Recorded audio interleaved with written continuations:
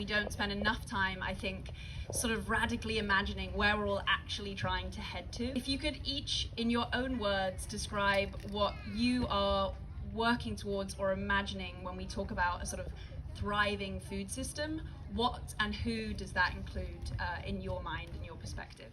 So the first thing that's holding us back is the understanding, the education, and the awareness that there's a new way to do things that will yield a greater revenue for the farmer and more nutrient-dense foods and better for the environment because you're sequestering the carbon. So the first thing is that layer of awareness.